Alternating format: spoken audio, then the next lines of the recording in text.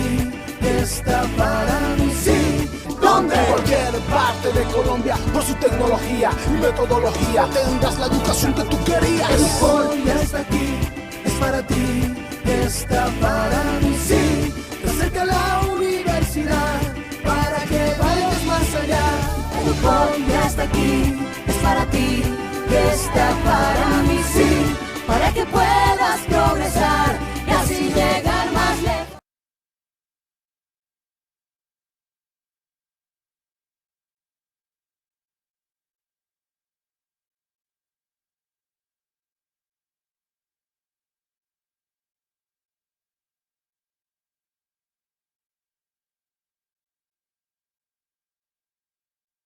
Espero este sea un encuentro agradable para ustedes y obviamente podamos resolver todas las dudas e inquietudes que tengamos. Acuérdense que es un espacio para ustedes, que lo construimos entre todos.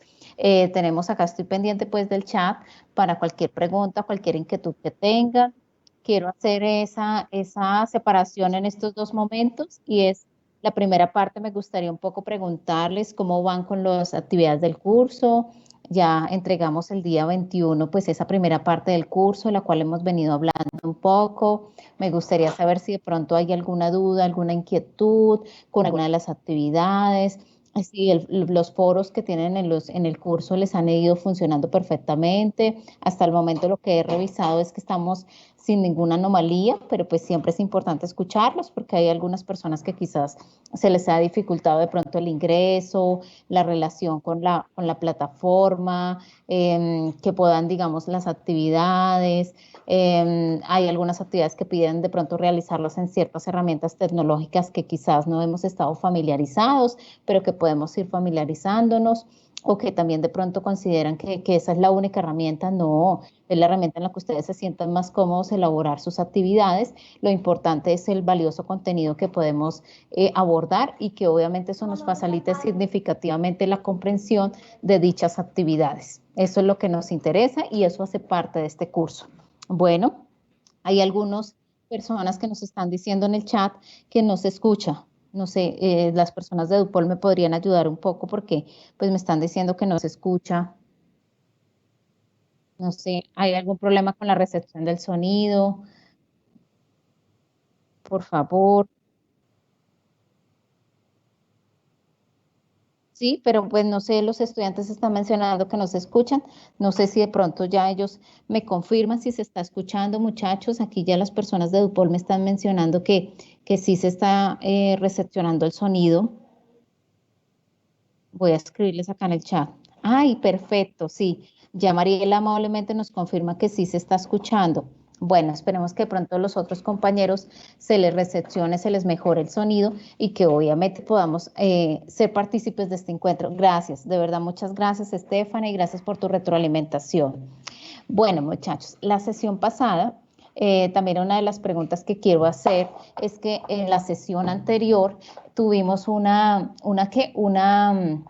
aproximación importante en torno a los modelos que veníamos utilizando en psicología, ¿sí? Todo el tema de las escuelas psicológicas, cómo desde allí pues se empezó ese abordaje bonito a la comprensión del comportamiento humano y cómo desde ahí pues obviamente se hace una aproximación interesante a todo lo que significa para nosotros y todo lo que ustedes van a abordar en todo este maravilloso progreso de su formación como psicólogos con nosotros particularmente y cómo desde ahí pueden empezar a comprender a grosso modo, porque esta es una materia en la que estamos comenzando y que ustedes es uno de los primeros acercamientos a lo que significa ser un proceso psicológico, a lo que significa comprender la psicología, cómo desde estas escuelas se han dado diferentes aportaciones que faciliten la comprensión del quehacer del psicólogo. Acuérdense que una de las primeras actividades que visualizamos ahí es esa, es puntualmente definir qué hace la psicología, qué función tiene la psicología, ¿sí? ¿Qué hace un psicólogo? ¿Sí? Esa es una pregunta supremamente bonita que nos permite a nosotros decir, oiga, un psicólogo hace esto, hace lo otro. Bueno, y como si ustedes se dieron cuenta en la sesión anterior que estuvimos hablando con las personas que nos acompañaron, hablamos hoy juiciosamente de todo lo que tenía que ver con esa evolución de las escuelas en psicología. ¿Qué son las escuelas en psicología?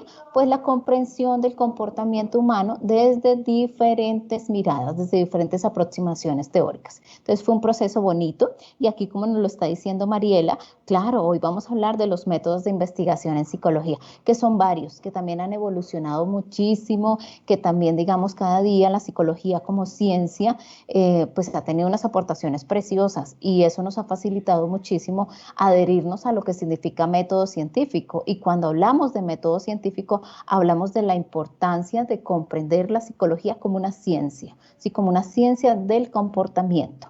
Bueno, que nos hace diferentes de pronto, con todo el respeto que se merecen, de pronto a la señora que lee las cartas, de pronto al sacerdote que a veces orienta, da consejos desde lo espiritual, que es supremamente valioso para muchas personas y que hace parte también de una de las áreas del ser humano. Pero eso es lo que nos hace diferente, que nosotros trabajamos con el método científico y eso implica también una responsabilidad muy bonita a la hora de trabajar con un ser humano o con un grupo de personas en la comprensión del comportamiento humano. Bueno, ¿listo? Entonces,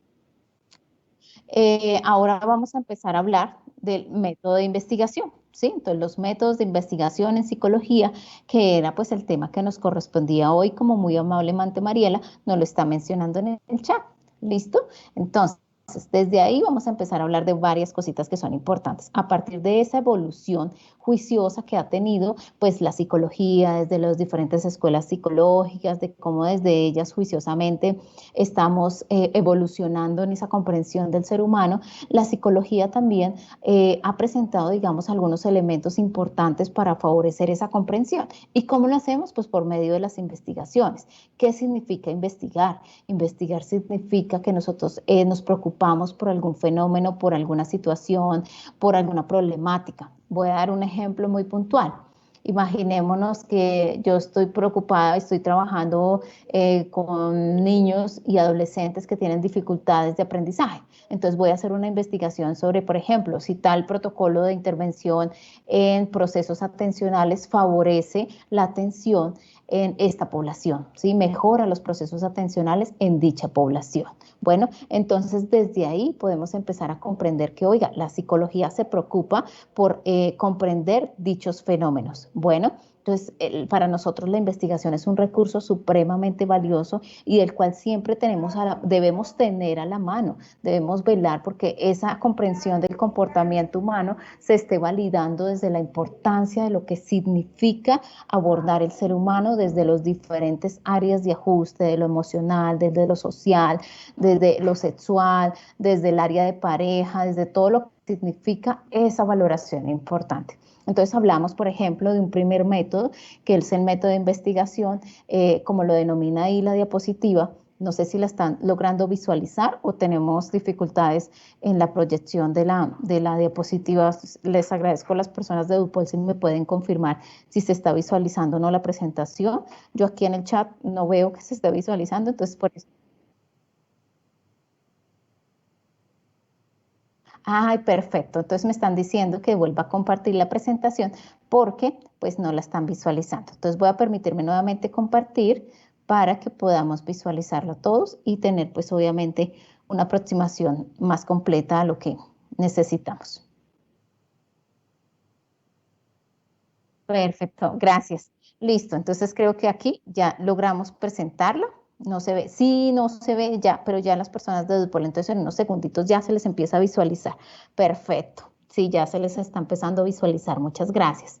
Entonces, en ese orden de ideas, cuando yo les decía, oiga, para nosotros en psicología es supremamente valioso empezar a comprender el ser humano, pero desde ese método científico, y eso tiene un orden. ¿Sí? Creo que hoy vamos a ver someramente, ¿sí? De una forma muy gruesa, lo que pasa con el ser humano cuando hablamos de investigación. Entonces, yo les daba un ejemplo ahorita de, venga, yo quiero saber por qué mejorar los procesos atencionales de unos niños y adolescentes con los que yo trabajo, entonces, qué actividades puedo realizar o cómo, por ejemplo, un protocolo específico para trabajar atención funciona en esta población, pero de pronto no funciona en otra. Entonces, eso hace referencia, digamos, a investigar y eso implica hacer evaluación, aplicar cuestionarios, eso implica observar la conducta, hacer una descripción desde la teoría, que es lo que vamos hoy juiciosamente a observar un poco más. Ay, la proyecté, sí, pero a ustedes no se me les visualiza la proyección así. Bueno, yo la tengo proyectada bonita, pero creo que a ustedes no.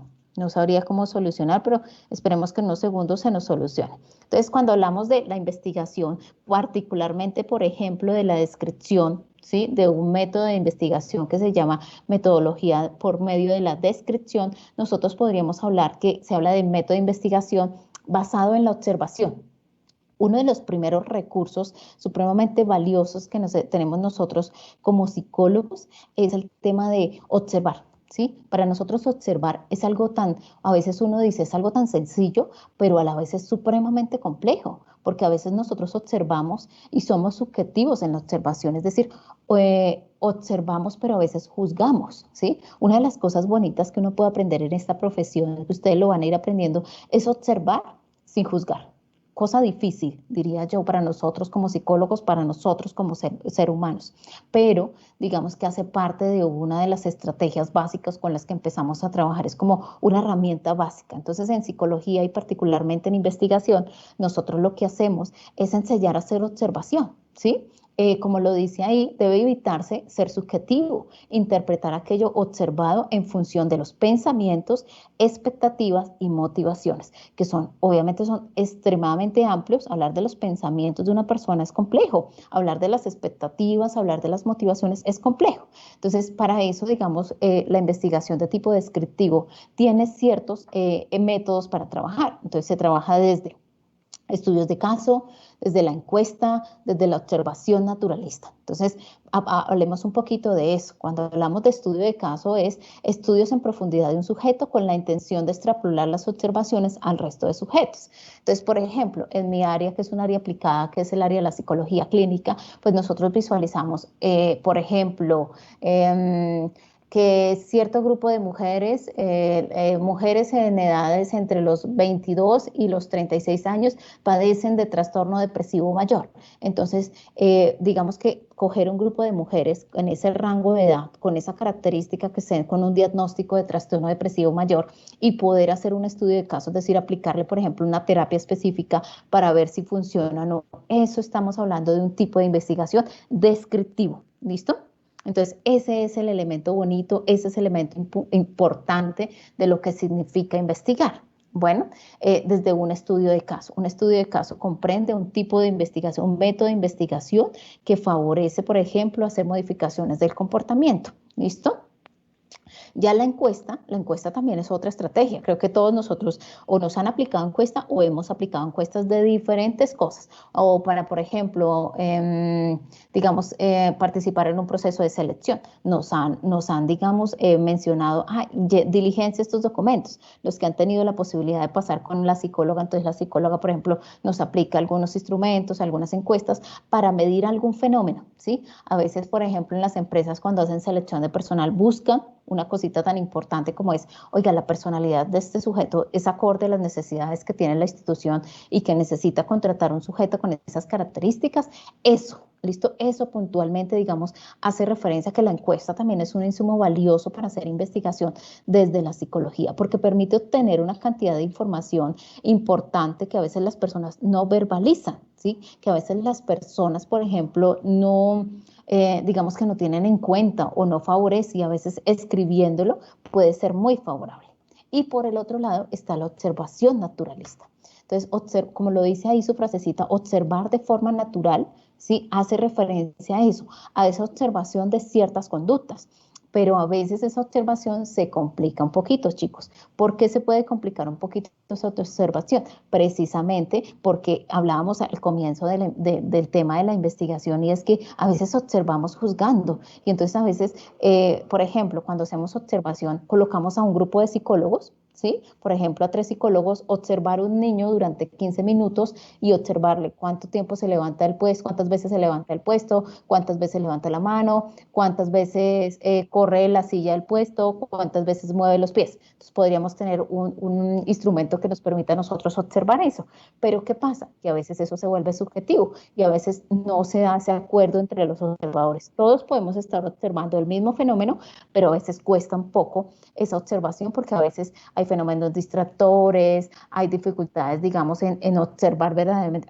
Observa cuántas veces se levanta el puesto y puede que el niño, un observador diga se levantó 5, se levantó 2, se levantó 6 veces. Bueno, entonces miremos por qué todos los observadores no tienen la misma información. Entonces, ese proceso de observación debe ser supremamente riguroso. ¿Listo?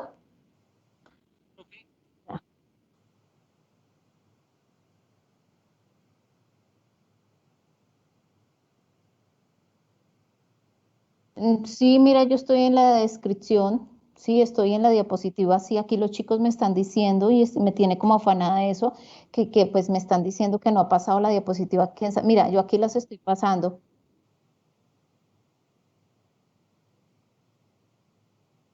pero mira que yo las estoy pasando, o sea, aquí las estoy moviendo. Bueno, otra vez lo hago, claro que sí. Ok.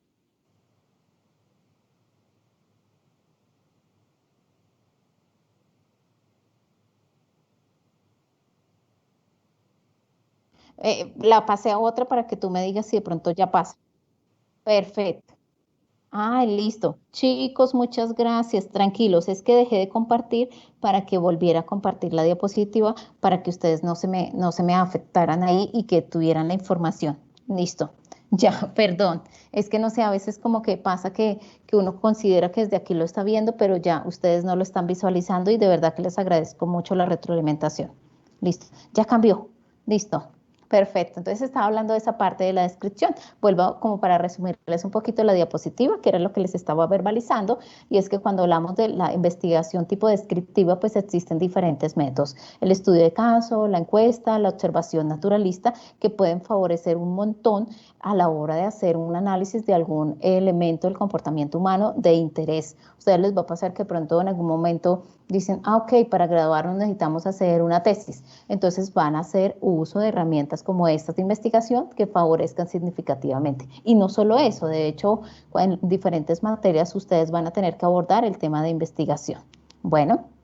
Entonces aquí ya vamos a pasar a la siguiente diapositiva, que es otro tipo de investigación que podemos trabajar y es la correlación. Bueno, esos conceptos ustedes se van a ir familiarizando muchísimo en el transcurso de su proceso de formación, porque trabajamos todo el tiempo con esto, ¿sí? Recuerden muy bien que somos una ciencia y por ser ciencia, pues trabajamos investigando todo el tiempo. En mi caso particular, que trabajo desde el área clínica, que es un área aplicada a la psicología, pues para mí cada paciente que atiendo es un caso. Es una investigación, ¿listo? Y eso pues obviamente implica juiciosamente poder hacer todo un análisis desde lo teórico, desde la importancia de revisar, de todo eso. Bueno, entonces, cuando hablamos de la correlación, se habla que a partir de los resultados obtenidos con el método de la descripción, es habitual poder intentar establecer asociaciones entre distintos resultados obtenidos que observamos que suelen darse conjuntamente. Entonces aquí vamos a hablar de un ejemplo. ¿Sí? La gente informa que cuando está deprimida come más. Debemos pensar que la gente que come mucho está deprimida. Debemos pensar que toda la gente depresiva come más. O solo podemos presuponer cierta relación. Entonces, esa asociación entre ambas conductas. Entonces, si se dan cuenta que hay dos elementos importantes a investigar. Por eso se llama correlación, porque estamos hablando de la depresión y estamos hablando de la ingesta de comida, es decir, comer. Bueno, ¿y eso qué significa? Que aquí hace, por ejemplo, la investigación correlacional hace eso, preguntarse la relación entre dos o más variables o dos o más fenómenos para que lo entendamos un poquito mejor. Entonces aquí, por ejemplo, la pregunta es, ¿debemos pensar que la gente que come mucho está deprimida? Debemos pensar que toda la gente depresiva come más. Entonces, bueno, ¿qué tiene que hacer uno para contestar eso? Entonces tiene que aplicar una serie de encuestas, tiene que hacer observación, tiene que, digamos, indagar para ratificar que esa hipótesis que yo tengo, si es así o no es así. ¿Listo? Entonces lo que hacemos, como dice ahí la diapositiva, ser muy cautelosos a la hora de analizar las relaciones que se dan entre dos fenómenos, ¿sí? Sobre todo tener en cuenta varias cositas. Nosotros, como siempre, y es una característica de los seres humanos, suponer. ¿Listo? Entonces hablamos de las correlaciones ilusorias. ¿Qué son las correlaciones ilusorias? Que son las que se perciben asociando entre fenómenos aún no habiendo sustentación teórica. Entonces no sé si ustedes han escuchado, por ejemplo, que las personas a veces dicen cosas como, o quizás nosotros también las hemos dicho, es que la gente que se viste de negro es drogadicta, ¿sí? O sea, miremos si teóricamente eso existe. O sea, no, digamos que uno no ve investigaciones que digan que las personas que se visten de negro es porque son drogadictas. No, eso a veces son correlaciones ilusorias que la gente, digamos, en su afán de observar algún fenómeno, en su afán de establecer las relaciones entre ciertas conductas y ciertas respuestas que tiene el ser humano particularmente, pues hace eso, ¿sí? Se percibe de forma ilusoria. Bueno, entonces hay que tener cuidado con esos posibles errores que se pueden dar en las correlaciones, porque a veces uno empieza suponiendo, empieza una investigación suponiendo, ¿sí? El problema es cuando la suposición ya raya con la irrealidad. Bueno, y por otro lado es importante también no cometer ese error acerca de las inferencias de causa y efecto. ¿Qué significa eso? Que la correlación muestra una asociación entre variables, pero no establece el orden cronológico entre los mismos. En una investigación de tipo correlacional, no necesariamente con el ejemplo que veníamos trabajando acá en la diapositiva, no necesariamente que las personas que se deprimen comen más. Entonces, ¿qué se dio primero? ¿Deprimirse o comer más? No, no necesariamente la investigación te va a responder eso. La investigación te va a responder si verdaderamente esas dos variables están ahí, que la gente deprimida come más, o quizás no, la gente deprimida puede comer menos. Entonces la investigación te va a responder eso, no te va a decir, es que cuando una persona come más es que está deprimida. Eso no te lo va a decir la investigación correlacional. La correlación te lo va a decir es que puede que las dos variables se estén dando, ¿sí? O sea, que la persona deprimida come más, pero no cuál se da primero y cuál se da después. ¿Listo? Ok, bueno, entonces vamos hasta ahí. Creo que hasta ahí vamos juiciosos, creo que se está visualizando ya. Ahora nos vamos con una siguiente diapositiva en donde hablamos de la experimentación, que es otra estrategia de investigación que nosotros trabajamos muy juiciosamente. Entonces se habla que la correlación no nos permite establecer cuál es la causa y el efecto. Eso ya lo aprendimos en la diapositiva anterior, ¿sí? Pero entonces en la experimentación sí ya podemos ver esas cositas, ya podemos establecer esa relación entre fenómenos, esa causalidad entre fenómenos. Bueno, y para poder dar respuesta a esta cuestión, los psicólogos emplean la experimentación. Entonces, si ustedes se van dando cuenta, así como hablábamos de las escuelas psicológicas, así podemos hablar de la investigación. Hay ciertos tipos de investigación que favorecen la revisión de ciertos fenómenos, pero hay otras que de pronto favorecen otros fenómenos, la explicación de otros fenómenos. Entonces, desde ahí hablamos que la experimentación, por ejemplo, permite, digamos, establecer esas relaciones causa y efecto que quizás en la correlación no se nos da. ¿Listo? Porque las limitaciones o los alcances de la investigación van hasta ahí. Ya ahorita al finalizar les pongo un cuadrito para que hagamos esa comparación así puntual. Entonces, el método parte de una hipótesis explicativa de los hechos debido al carácter de generalidad que posee la hipótesis. Es decir, es necesario proponer, siguiendo un procedimiento juicioso que debemos hacer siempre en la investigación, predicciones más concretas que habrán de ser contrastadas con la experiencia. Requieren dos tipos de actividades, una empírica y otra racional. Es decir, que cada vez que nosotros vamos a experimentar con algún fenómeno, vamos a hacer, digamos, la aplicación de algunos elementos en la experimentación, pues tenemos que hacer observación, hipótesis, deducción y contrastación. Entonces, esos son elementos supremamente valiosos para favorecer lo que implica hacer una investigación de tipo experimental.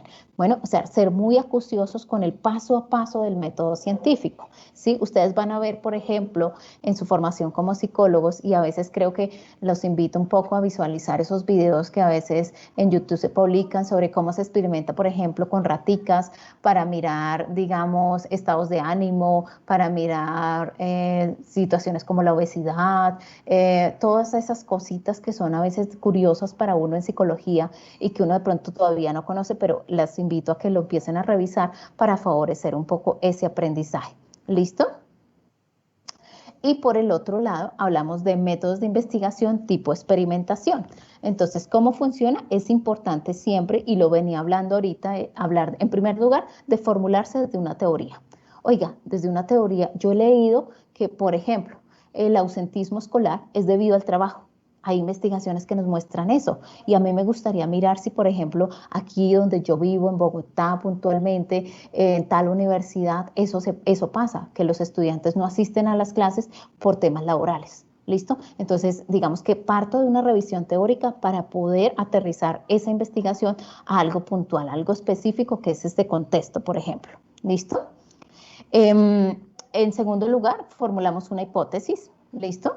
Que todos los alumnos que no acuden a clases porque a la misma hora están trabajando. Entonces, miren que surge una hipótesis ahí importante. Las personas no asisten a clase es porque en ese momento están trabajando. Bueno, y desde ahí se empieza a hablar de esa predicción. Oiga, ¿será que esto es así? ¿Será que este fenómeno es así? ¿Será que en otras investigaciones esta predicción se ha dado? Bueno, y en tercer lugar, llevamos a cabo la investigación. ¿Qué significa eso? Preguntamos a los alumnos si dejan de venir a clase porque están trabajando. Entonces, ¿qué podemos hacer? Aplicar un instrumento, hacer observación, revisar, digamos, con el listado de asistencia de los estudiantes. Todo ese tipo de cosas podemos hacer para llevar a cabo nuestra investigación. ¿Listo? Y una vez más obtenemos los resultados, usamos el método experimental pasando a su análisis para poder hacer predicciones. Y desde ahí pues utilizamos, por ejemplo, en la investigación cuantitativa, utilizamos mucha estadística, mucho número para poder hacer ese análisis, que eso hace parte también de la formación que más adelante ustedes van a tener en alguno de sus cursos, que tiene que ver con aprender, por ejemplo, estadística, para poder hacer análisis de datos cuando hacemos, por ejemplo, investigaciones. ¿Listo? Entonces, todo eso se va dando pasito a pasito. Y bueno, es importante ese cuarto paso que nos permite a nosotros confirmar o desconfirmar esa hipótesis inicial que yo tenía. ¿Listo? Para que finalmente se pueda publicar un documento, para que finalmente puedan leerlo otras personas y se pueda replicar dicha información. Así como yo comencé mi investigación revisando una teoría, así lo vuelvo y yo lo hago. Y obviamente yo me permito analizar si estos resultados son replicables, si de pronto hay otra persona que no la quiere hacer en Bogotá, sino la quiere hacer en la costa, de mirar por qué los estudiantes no asisten a clase, ¿sí? Porque están trabajando o no están trabajando o tienen otras situaciones de las cuales no pueden, digamos, asistir. Entonces, todos esos fenómenos como tal, pues puedo, digamos que, replicarlos. La investigación tiene una cosa muy bonita y es que se replica. ¿Listo? Y a partir de eso, pues obviamente es que se logra como tal consolidar una investigación que sea favorable, que sea precisa, que sea objetiva, que sea clara y que sea fiable. Bueno, y entonces desde ahí, pues eso es lo que nosotros nos permite cumplir con todos esos requerimientos del método científico para poder analizar, comprender el fenómeno y poder hacer investigación, que es lo que nos interesa. Bueno, entonces yo les decía de este cuadrito, ya en esta siguiente diapositiva, para poder analizar que en investigación pues tenemos diferentes métodos de investigación. Hoy hablamos de lo descriptivo, de lo correlacional, de lo experimental, con diferentes objetivos. La descriptiva pues que hace referencia a la observación y el registro de la conducta. La correlación que hace referencia, lo que busca la correlación es detectar relaciones naturales entre variables y la experimentación lo que busca es establecer relaciones causales, causa y efecto. ¿Listo? Perfecto, claramente está ahí y que ellas tienen un procedimiento, que tienen unas variables para ser manipuladas, algunas manipulan variables, otras no manipulan variables y que como siempre, como les decía yo, algunas investigaciones tienen ciertas limitaciones, como tienen unos alcances, tienen otros limitantes. Entonces, alcances pues en términos importantes de, oiga, ¿qué puede aportar este método de investigación? Limitaciones es hasta qué punto y qué fenómenos yo podría desde ahí abordar, desde ese método de investigación, yo qué fenómenos puedo abordar o cómo los puedo abordar desde ese método. Queda mejor así. ¿Cómo los puedo abordar yo desde ese método? Bueno, y ya es importante aquí, y esta partecita me parece muy valiosa que la hablemos, y es que la psicología en sus orígenes se considera como una ciencia de la vida mental, bueno, pero posteriormente, a partir de la influencia por el conductismo, se redefinió como la ciencia de la conducta observable. ¿Qué significa eso? Que gracias a las aportaciones, por ejemplo, de la escuela cognitiva, ¿sí? Y la escuela conductual, hoy en día podríamos decir que la psicología es la ciencia de la conducta y los procesos mentales, y que desde ahí pues obviamente es que trabajamos nosotros como psicólogos comprendiendo las conductas de los seres humanos y todo lo que implica el procesamiento de información. Entonces ustedes se dan cuenta que hay una definición de dos escuelas que hablamos la sesión pasada. Bueno, y el psicólogo coexiste en distintas perspectivas. Yo les decía que nosotros en psicología trabajamos desde diferentes modelos, que no hay un modelo que sea mejor o peor que el otro, son diferentes perspectivas para analizar el comportamiento humano, para abordar el comportamiento humano. Y todo esto lo tenemos gracias a que el método científico utiliza diferentes investigaciones para ser considerada como ciencia, y que eso es lo que nos favorece a nosotros para poder replicar el conocimiento. Bueno, eso es lo que ustedes van a aprender durante el transcurso de su formación y que les va a permitir hacer esa comprensión, ese análisis y cumplir esas motivaciones por las que en algún momento dije, quiero estudiar psicología. Bueno, me va a permitir leer el chat, a ver si tenemos alguna pregunta, alguna inquietud. Listo. Listo. Vanessa dice que está muy complicado tomar apuntes. Dice que se sube a la plataforma y después al foro, eso entendí yo. Bueno, no hemos mencionado que se sube a la plataforma y después al foro, la verdad no. El link para la asistencia, bueno, ese nos lo facilitan las personas de Dupol, muchas gracias. Eso te lo debieron mandar junto con el link de la clase. Ok, gracias Mariela por tu ayuda. Y Cintia dice, las correlaciones ilusorias y las inferencias de causa y efecto son sesgos. Eso, muy bien, Cintia, claramente es eso, que hay que tener mucho cuidado porque hay una premisa importante de la cual yo les mencioné desde el comienzo de la clase, y es que a veces nosotros somos muy valiosos en observar, pero a veces observamos de una forma subjetiva. Entonces hay que tener mucho cuidado con eso, porque si yo me sesgo, como tú muy bien lo dices, ahí esa es la palabra correcta, pues no voy a hacer una observación valiosa basada en el método científico y mis inferencias, ¿sí?, van a ser subjetivas. Y de eso no se trata la investigación, y más cuando estamos hablando de seres humanos, porque los seres humanos todo el tiempo estamos en constantes cambios, en constantes aprendizajes, y eso significa, digamos, una rigurosidad para poder establecer comunalidades entre ciertos comportamientos que estamos investigando. Listo. Entonces, pues agradecerles a ustedes por el tiempo, por la participación. Bueno, este es un espacio para ustedes. Igual cualquier duda, cualquier inquietud, quedo súper atenta por los canales de la plataforma, foro de acompañamiento, mensajería interna o en su defecto por el correo electrónico. Estoy muy atenta a responder sus dudas o inquietudes. Un abrazo para todos y que tengan una muy feliz resto de semana.